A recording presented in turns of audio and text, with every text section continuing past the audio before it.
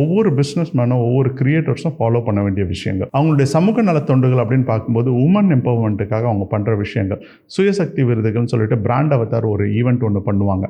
ஒவ்வொரு வருடமும் அதுக்கு ஆதரவு கொடுத்து இன்றைக்கி ஆயிரக்கணக்கான பெண்களை அவங்களுடைய தொழில் முனைவர்களை ஆக்கிறதுக்கு ஊக்குவிக்கிற மாதிரியான ஒரு ஈவெண்ட்டை சப்போர்ட் பண்ணுறதாகட்டும், அல்லது ஹாஸ்பிட்டலில் இல்லை முதியோர்களுக்கு உதவி செய்கிறது, கல்வி உதவி செய்கிறது, இது எல்லா விஷயத்துலையுமே சக்தி மசாலா முன்னாடி நிற்பாங்க.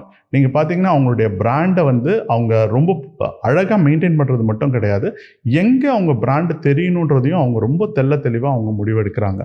ஸோ நீங்கள் உங்களுடைய பெயர், உங்களுடைய புகழ், உங்களுடைய பிஸ்னஸ் மற்றவர்கள் எப்படி பார்க்குறாங்க அப்படின்றத நீங்கள் சரியாக புரிஞ்சுக்கிட்டு அதுக்கேற்ற மாதிரி நீங்கள் செயல்படுறது ரொம்ப ரொம்ப முக்கியம்.